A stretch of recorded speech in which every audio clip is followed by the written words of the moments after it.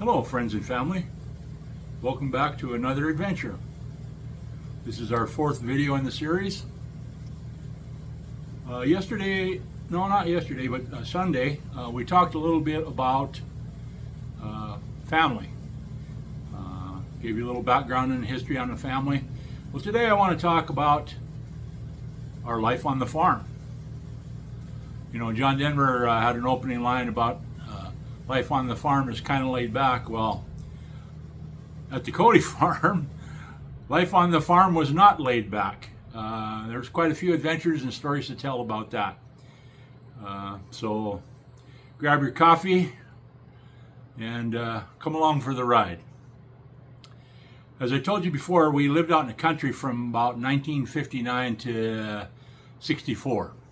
I do have a picture that I will probably insert here for you.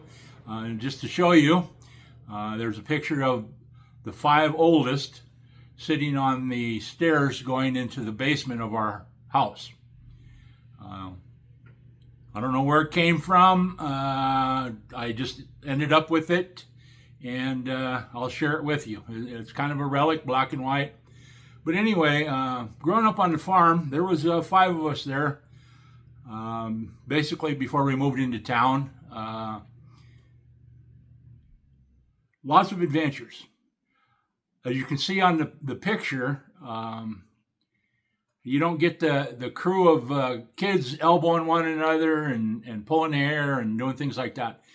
Basically, that's how we might have teased and picked on one another once in a while, but overall, we absolutely loved one another, and it's continued on as we've gone on in life. I want to kind of break it down into some of the memories that I have based on events and similarities. The first memory I would like to tell you about was just everyday life and some of the things that we did. Growing up out on a country, you really had to entertain yourself. It's not like you were a city kid and there was lots to do and stuff. Well, there was plenty to do out in the country, but basically you had to find stuff and entertain yourselves. And Mom would not want you in the house. She'd always tell you to get outside, burn off some of that steam and energy. So I guess we did. Speaking of burning, this first story I want to tell you about was the time that Tracy and I were playing with some matches. Now, I don't know, I would say probably a lot of you first discovered fire at a very early age. For us, fire was starting campfires. We would take a lighter and matches or whatever we would have, and we would basically try to start a fire. Well, one time we were out playing with matches and trying to start a fire, and Tracy and I were called to come in and take our naps. We must have been, I want to say 6, 7, somewhere in that age. But anyway, we thought we had the fire put out. We put dirt on it and kicked at it and stomped, and we headed into the house to get our afternoon nap in. Well, lo and behold, there were some hot embers, and we ended up starting the prairie on fire. And I mean, it was quite a few acres. But those of you from Wolf Point and some of you around the state of Montana are very familiar with the Schwinden name. Ted Schwinden was our former governor, but Ted Schwinden also had a farm south of us toward Highway 2 on Highway 13. And then his relatives, the Christiansons, were north of us, along with a family by the name of Roger and Maggie Johnson, Swede Johnson, for those of you that know that nickname. And it just so happens that Ted was coming up the road heading up to his relatives and saw the fire And I can vividly remember going out there, and they were fighting the fire with gunny sacks. They wet down the gunny sacks. Of course, they called the rural fire department, and they came out. But I would be willing to bet out of that 110-acre farm, we probably burned up about 30 of it. So that was our match incident in playing with fire and burning. That wasn't the only time that we played with matches. One time, Tracy and I got caught smoking cigarettes. We used to steal them from Mom and Dad and go out and have a few puffs. Hide behind the barn or in the old tool shed, and we got caught. And of course, Dad, as I told you before from last Sunday's video, he worked for O.M. Paulson at Highline Wholesale, and they dealt with cigarettes and sundries, and also inside those products were cigars. Well, guess what Dad did? He made Tracy and I sit down and basically had us start smoking on that box of cigars. Those were Dutch Masters. I'll never forget it. Dutch Master cigars. And about halfway through, we both turned blue and we'd had enough. And Dad thought he'd taught us our lesson. Well, he did for that day. We continued on. I think what upset them most was that Dad smoked Raleighs and Camels and Mom smoked Bel Airs, and they had coupons. They saved coupons, and they were more upset that we took the cigarettes and the coupons went with them as well. So, yeah, another memory there. Speaking of which, our farm, between us and the Swede Johnson place, was Tule Creek. It kind of wound around. Tule Creek started out between Poplar and Wolf Point, and it kind of followed a trail that worked its way to the northwest. And it went through the O'Connor place.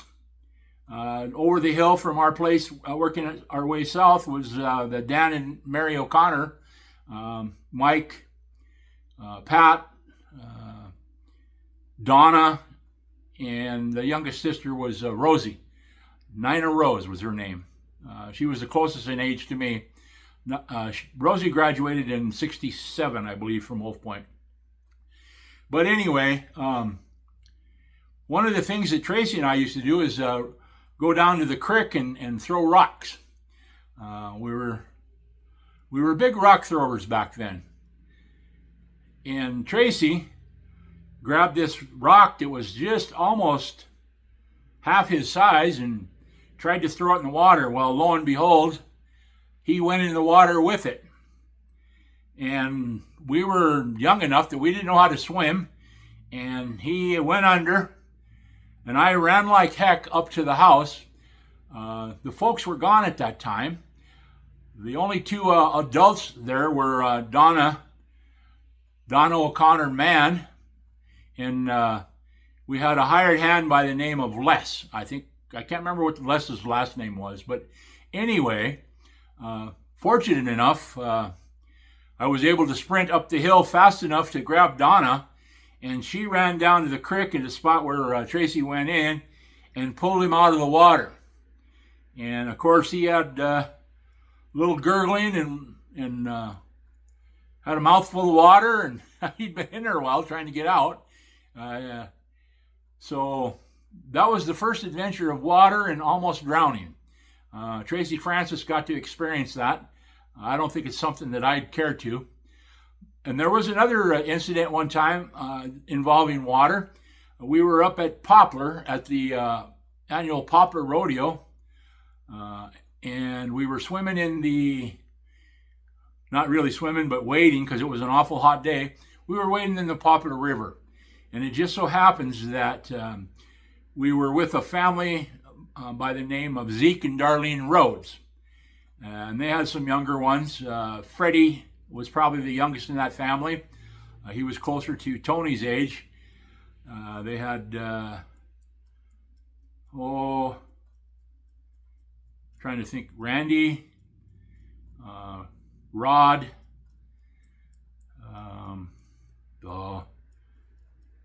it'll come to me here eventually. Debbie was a Rhodes. She was married to a Don Shutt.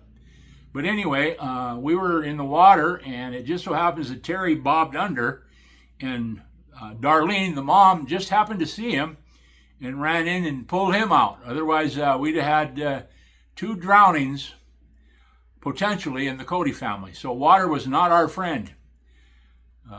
That was pretty frightful, and I do have vivid memories of those.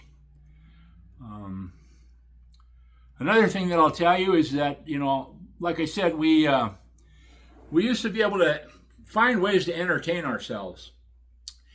I grew up as a Minnesota fan. We didn't have much television that picked up sports, black and white back in those days with antennas, and basically you got a Regina channel and maybe a Williston channel. But the sports that we did get, we got on the radio. And those of us that grew up in the early 60s, when Minnesota started a football team, the Vikings, and the Twins moved from Washington, from the Senators, and became the Minnesota Twins, I believe those were both in the year 1961. Well, I used to listen to them on the radio. And how I grew up, there again, we were rock throwers. Well, I used to have an old bat that I would hit rocks with. So that was how I learned how to basically hit a baseball, but it was a little tougher hitting rocks. But I remember Herb Carneal, Halsey Hall, and Ray Scott. Those were the 3 main announcers for the Minnesota sports on the radio. Very vivid memory of that, and I've been a Viking and Twin fan forever. The other thing that we used to do that I remember is we had an old, most of the people out in the country had like their own dump grounds, like a big coulee where they would dump their trash and different odds and ends and stuff. Well, I remember one time being down there, and we found this old white door to a cabinet, and it had metal sections in it.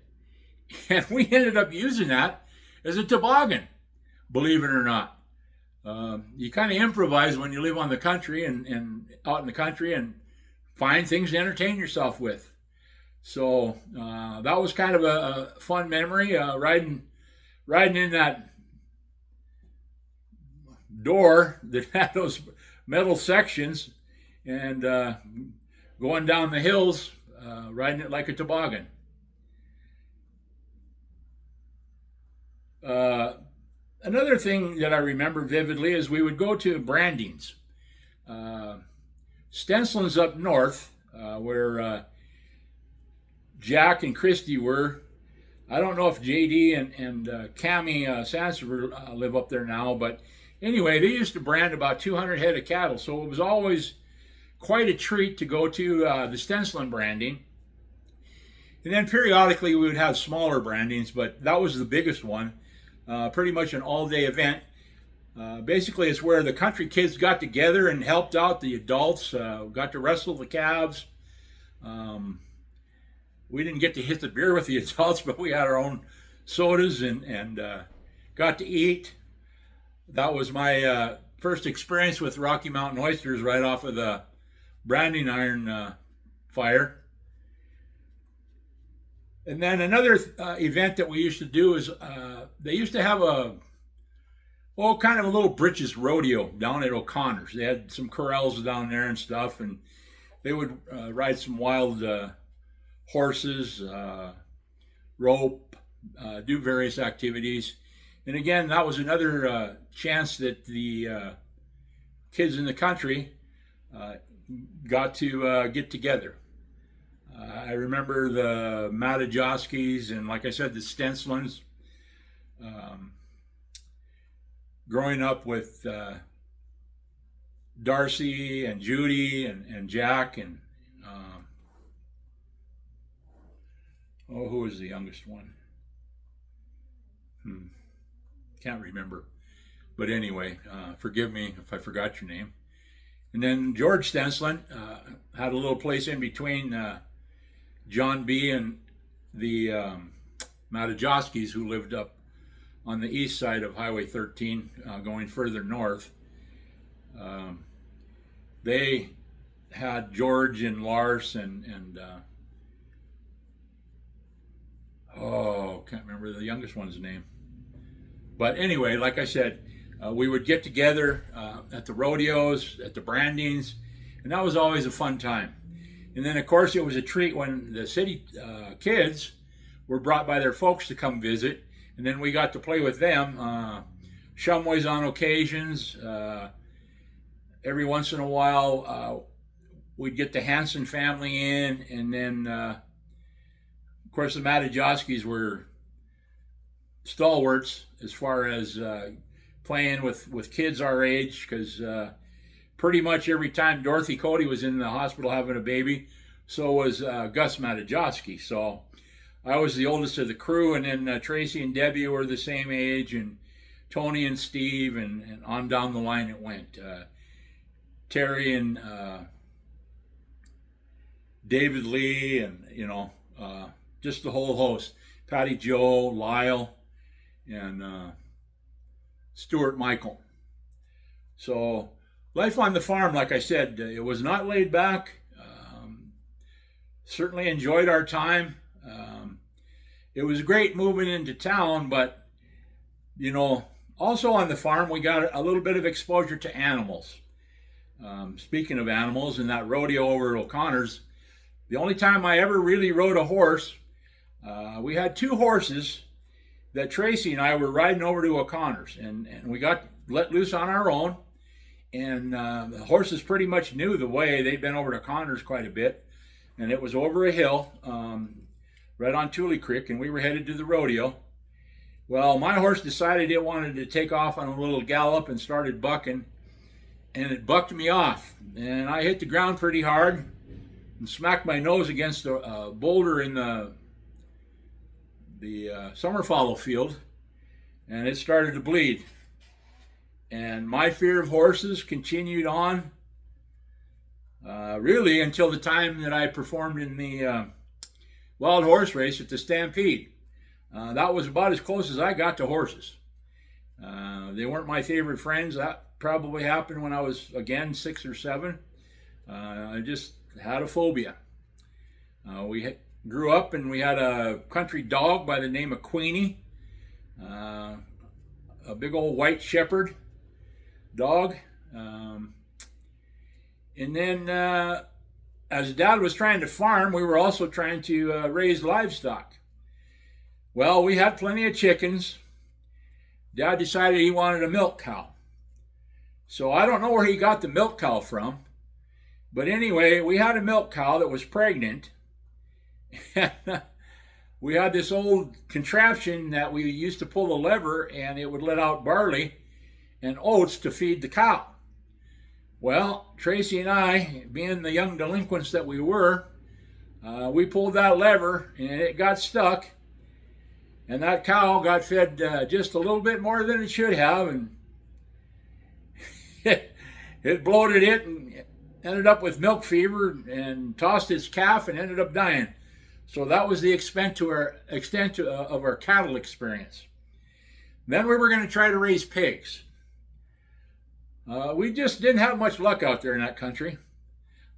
We were not made to be farmers. Kind of like, I don't know, for those of you that remember the Green Acre series, it was kind of similar to that, only Mom was the city girl, and Dad, off and on. I don't think he grew up too much on the farm, but they did have an old homestead that he was there for a few years.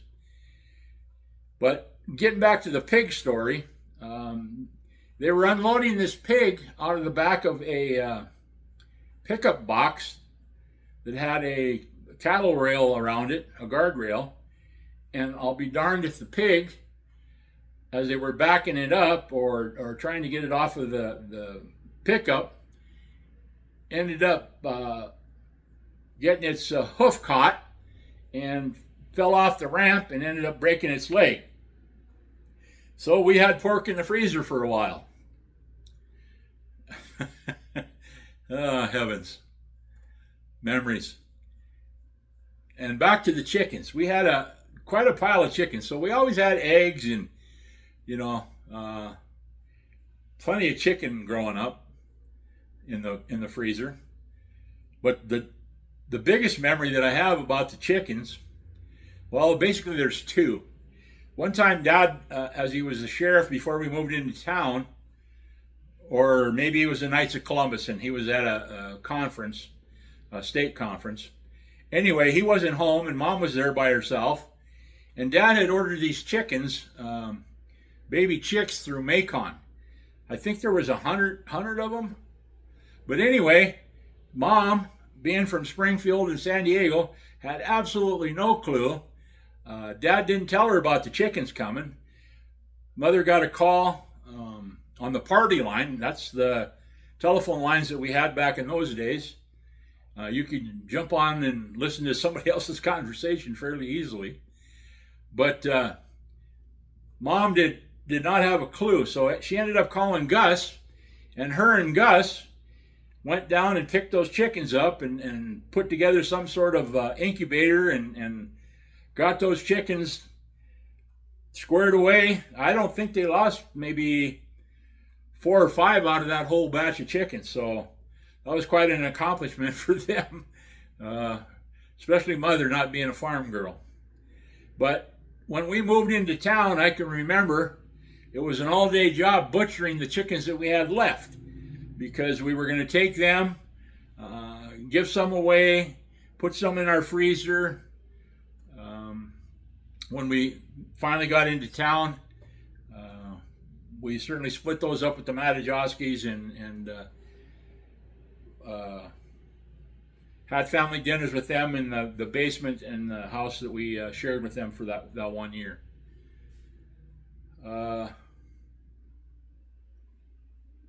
Boy, the last memory I'm going to leave you with is one that I had, and Tom did the other day when he was here visiting.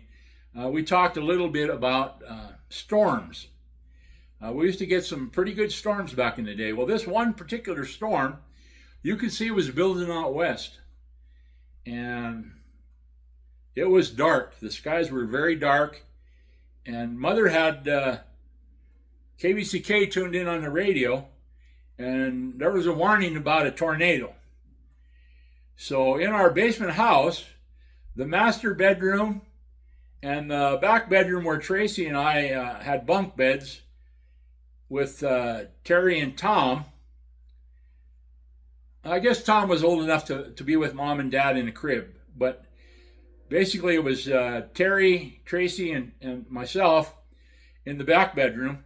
Well, anyway, there was a connecting closet that you could walk through from our room into Mom and Dad's room. Well, as this storm is coming over the hill, you could see that there was probably a tornado, because it was high winds and clouds were moving, and Mom bundled us all into that closet. I guess that was one of the safest places. Even though we were in a basement house, we still needed to take shelter. And the memory that we had, there was all of us kids, Mom, Tom, Terry, Tony, Tracy, and myself. She had us in that closet, and we were working on the rosary. Prayers were always something that we turned to in times of danger and trouble and despair. But we're in there saying the rosary, and Tony had claustrophobia. Oh my goodness. And she couldn't hold it any longer, and she let loose, and there was vomit all inside that closet. And of course, by that time, the storm had gone past us, and we got out of that closet as fast as we could. So we had a little laugh about that the other day when Tom was here. Just many vivid stories, memories. Snowstorms out there were plenty as well. But I wouldn't trade it in for the world. was quite an experience. I'm sharing this with my brothers and sisters that were born and raised in town that didn't get to experience that. And maybe some of you that enjoyed that life with us or a similar type of life. As I said, the life on the farm at the Cody place was not laid back. With that, we'll shut it down. And thanks again. I want to thank you for subscribing. For those of you that have subscribed to this channel, for continuing to watch the videos. I've gotten some feedback, some comments. I even had a former student send me, based on the information that I gave on our family history, sent me a family tree that traced the roots of my parents. And that was quite interesting. I had done a little bit of that myself on 23andMe and Ancestry.com, but this was quite a treat because there were some names on there that I didn't know and recognize. There are some that he sent that weren't on there that we knew about from my great-grandfather, Dr. James Cody. We actually knew his parents, but it wasn't listed on the chart that he gave us. So quite interesting there, and I appreciate that. Shout out to Mark on that one. And those of you, again, I welcome all comments. We'll just continue down this journey, my memory lane, and eventually we'll get to a place where maybe I'll start talking about things that interest me personally, and hopefully I can share that with you and create some interest in you. So with that, this is Coffee with Cody signing out.